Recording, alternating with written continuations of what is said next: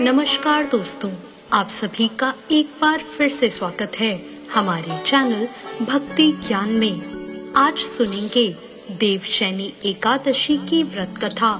आषाढ़ मास के शुक्ल पक्ष की एकादशी तिथि को देवशैनी एकादशी कहा जाता है।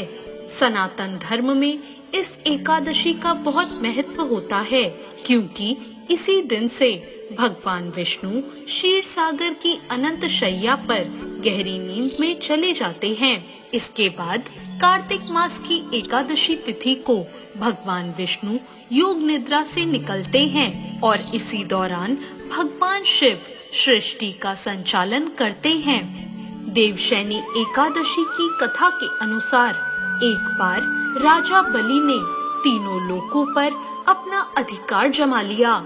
यह देखकर भगवान इंद्र और अन्य देवी देवता घबरा गए और भगवान विष्णु की शरण में चले गए। सभी देवी देवताओं को परेशान देखकर भगवान विष्णु ने वामन अवतार धारण कर लिया और राजा बलि से भिक्षा मांगने जा पहुँचे। राजा बलि ने वामन देवता से कहा, जो मांगना चाहते हैं मांग लीजिए। इस पर वामन देवता ने भिक्षा में 3 पग भूमि मांग ली। पहले और दूसरे पग से वामन देवता ने धरती और आकाश और पूरा संसार नाप लिया।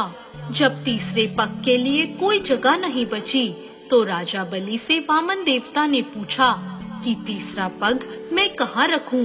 तब राजा बलि ने अपना सर आगे कर दिया।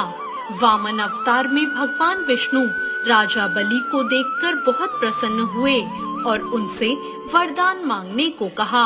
राजा बलि ने उनसे वरदान मांगा कि आप पाताल लोक में जाकर बस जाएं। राजा बलि की बात मानकर उनको पाताल में जाना पड़ा।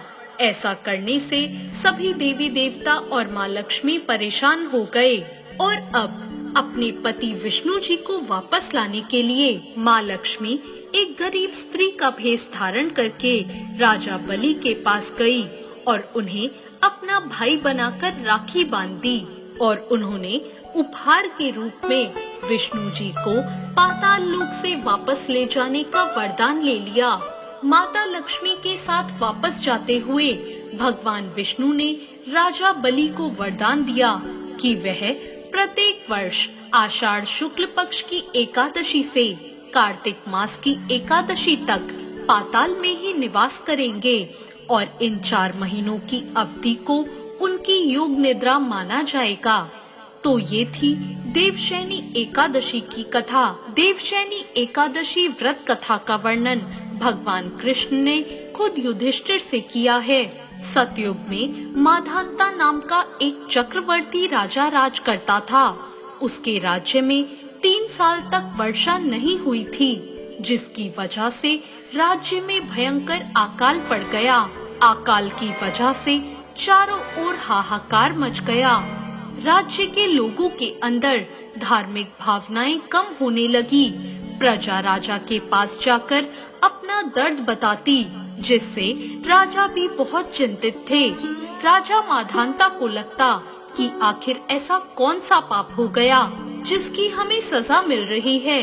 इस संकट से मुक्ति पाने के लिए राजा अपनी सेना के साथ ब्रह्मा जी के पुत्र अंगिरा ऋषि के आश्रम पहुँचे। अंगिरा ऋषि ने उनके आने का कारण पूछा। तब राजा ने हाथ जोड़कर कहा, ऋषिवर, मैंने पूरी निष्ठा से धर्म का पालन किया है, फिर मेरे राज्य की ऐसी हालत क्यों है? कृपा करके मुझे इसका समाधान बताइए। अंगिरा ऋषि ने कहा, यह सतयुग है, यहाँ छोटे से पाप का भी दंड बहुत बड़ा मिलता है। अंगिरा ऋषि ने राजा को आषाढ़ मास के शुक्ल पक्ष की एकादशी का व्रत करने को कहा। अंगिरा ऋषि ने कहा, इस व्रत का फल तुम्हें जरूर मिलेगा। महर्षि अंगिरा के निर्देश का पालन करते हुए राजा अपनी राजधानी वापस आ गए और उन्होंने चारों वर्णों सहित देवशैनी एकादशी का व्रत पूरा किया, जिसके फलस्वरूप उनके राज्य में मूसलाधार वर्षा हुई, जिससे एक बार फिर राजा के राज्य में खुशहाली छा गई। तो ये थी देवशैनी एकादशी की व्रत कथा। आपको ये कथा कैसी लगी कमेंट बॉक्स में जरूर बताएं और हमारे चैनल भक्ति ज्ञान को सब्सक्राइब करना ना भूलें। धन्यवाद।